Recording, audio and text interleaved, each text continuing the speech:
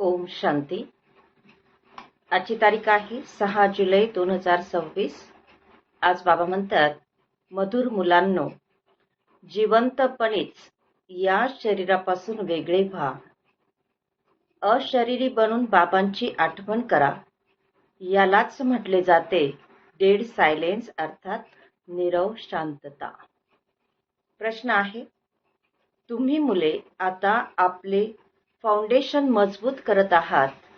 मजबूती कोणत्या आधारे येते? उत्तर आहे, पवित्रतेच्या आधारे. जितकी जितकी आत्मा पवित्र अर्थात खरे सोने बनत जाते तितकी मजबूती येते. बाबा आता स्वराज्याचे फाउंडेशन इतके मजबूत घालतात की अर्धा कल्प त्या फाउंडेशनला कोणीही हलवू शकत नाही. तुमचे राज्य कोणीही हिरावून घेऊ शकत नाही. गीत आहे, ओम नमो शिवाय. ओम शांती. बाबा म्हणतात, माझी आठवण करा अर्थात अशरीरी बना, म्हणजेच डेड सायलेन्स. जसा मनुष्याचा मृत्यू होतो तेव्हा नीरव शांतता पसरते. यालाच म्हणतात, यांचे शरीर शांत झाले.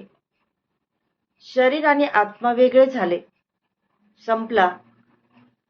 तर बाबा म्हणतात, इथे देखील तुम्ही मुले जेव्हा बसता तेव्हा याला डेड सायलेन्स म्हटले जाते. जिवंतपणीच अशरीरी बना, म्हणजे आपण आत्मा शरीरात असतानाही त्याच्यापासून न्यारेपणाचा अनुभव करा. तर डेड सायलेन्स अर्थात नीरव शांततेचा अनुभव होईल. बाबा म्हणतात, स्वतःला आत्मा समजा आणि बाबांची आठवण करा. तुम्ही जाणता हीच खरी शांती आहे. ते लोक शांतीला तर जाणत नाहीत आणि डेड सायलेन्सचा अर्थ तर अजिबातच जाणत नाही. आपण ज्या वेळेला शांतीमध्ये बसतो तर आपण आपल्या स्वरूपामध्ये स्थित होतो.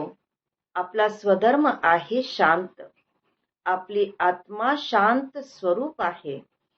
तर हे त्यांना माहीतच नाही, म्हणून शांती मागतात. आत्मा म्हणते शांती पाहिजे. आत्मा आपल्या स्वधर्माला विसरलेली आहे. वास्तविक आत्म्याचा धर्मच शांत आहे. मग आत्मा असे का म्हणते की अशांती आहे? बाबा म्हणतात, अशरीरी होऊन बसा. ते हठयोगी तर हट्टाने प्राणायामाद्वारे श्वास रोखून धरतात, तर जशी काही मृत्यू सदृश्य अवस्था होते त्याला म्हटले जाते कृत्रिम शांती. कारण श्वास किती वेळ रोखून धरणार, कृत्रिम शांती आहे. तुम्हा मुलांना तर माहित आहे की आपला स्वधर्म शांत आहे. तुम्ही आत्मे स्वराज्य घेत आहात. आत्मा सर्व काही बनते. आत्मा बॅरिस्टर बनते. आत्मा म्हणते मला राज्य पाहिजे. यापूर्वी देखील बाबांकडून राज्य घेतले होते. आता पुन्हा घेण्याकरिता आलो आहोत. मनुष्य देह अभिमानामध्ये आहेत, त्यामुळे दुःखी आहेत. मनुष्य देह अभिमानी असल्या कारणानेच म्हणतात की मी अमका आहे. देहालाच मी समजतात. वास्तविक मी मी मी हे आत्मा म्हणते. आत्मा म्हणते मी ही वस्तू उचलतो. श्री म्हणेल की मी उचलते. वास्तविक आत्मा तर पुरुष आहे. मी आत्मा बाबांचा मुलगा आहे.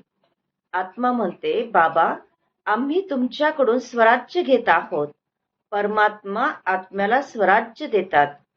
तर पहा, भक्तीमध्ये आणि ज्ञानामध्ये किती अंतर आहे.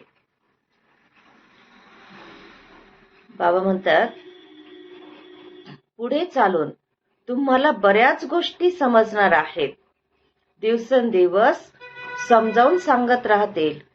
गुड गुड गोष्टी बाबा दिवसेंदिवस आणखी समजवत जातील. आणि मग बाबा म्हणतात की हे देखील तुम्हाला कळेल की आपण तिथे राजधानी कशी चालवतो, स्वयंवर कसे होते. तुम्ही ध्यानामध्ये जाता, वैकुंठामध्ये जाऊन बघता देखील तिथे सोन्याचे महाल कसे आहेत. सोने सोने आहे. स्वतःला पारसपुरीमध्ये बघता, सोन्याच्या विटांची घरे बनत आहेत. तुम्हाला वाटते की बाबा म्हणतात की तुम्ही बघता की सोन्याच्या विटांची घरे बनत आहेत, तर तुम्हाला असे वाटते की थोड्या विटा घेऊन जाऊ, आणि मग खाली उतरता म्हणजे ध्यानामधून खाली येता तेव्हा बघता तरी ते काहीच नाही. बाबा म्हणतात मीरा देखील ध्यानामध्ये स्वतःला श्रीकृष्णासोबत रास करताना बघत होते. परंतु ज्या वेळेला ध्यानामधून खाली आली की पूर्वीच्याच ठिकाणी.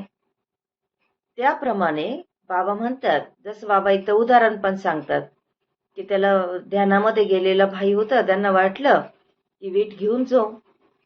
वीट घेतली, निघाले. आपण नंतर जेव्हा ध्यानातून खाली आले बघितलं तर वीटच नाही.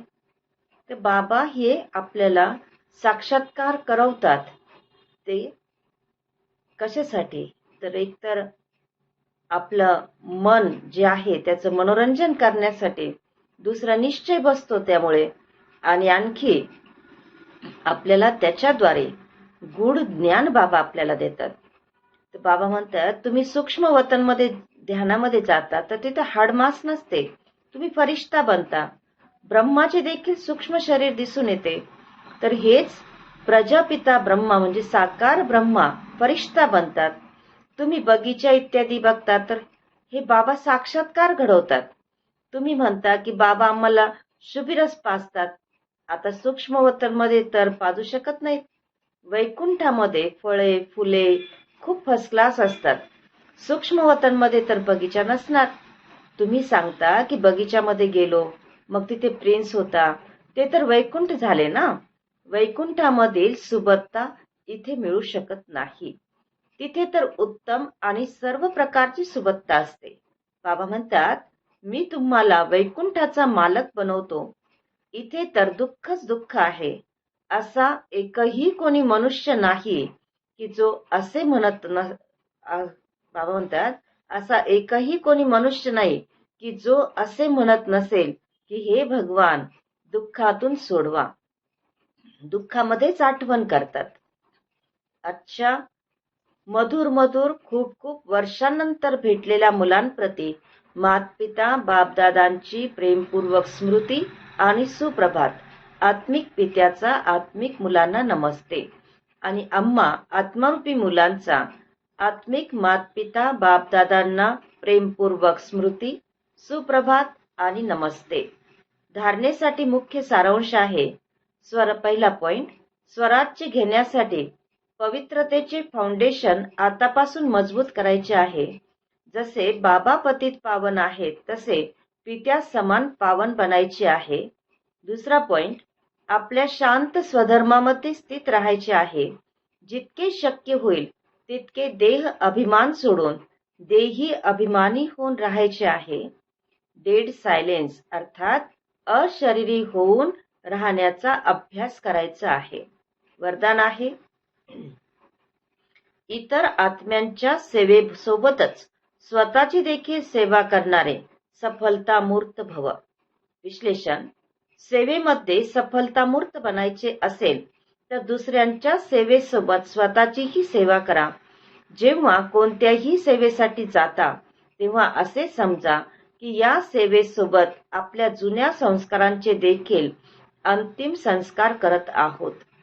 जितके तुम्ही तुमच्या संस्कारांचे संस्कार कराल तितका मान सन्मान मिळेल. सर्व आत्मे तुमच्या समोर मनापासून नमन करतील. केवळ बाहेरून वरकरणी नमस्कार करणारे बनवू नका, तर मनापासून नमन करणारे बनवा. आजचा सुविचार आहे, बेहदच्या सेवेचे लक्ष ठेवा तर हदची सर्व बंधने तुटून जातील. आजचा अव्यक्त इशारा आहे, ज्वाला स्वरूप स्थितीमध्ये राहून शक्तिशाली आठवणीचा अनुभव करा. जोपर्यंत तुमची आठवण ज्वाला स्वरूप बनत नाही तोपर्यंत ही विनाशाची ज्वाळा देखील संपूर्ण ज्वाला स्वरूप धारण करणार नाही. ती भडकते आणि पुन्हा शांत होते, कारण ज्वालामूर्त आणि प्रेरक आधारमूर्त आत्मे स्वतःच अजून कायमस्वरूपी ज्वालास्वरूप बनलेले नाहीत.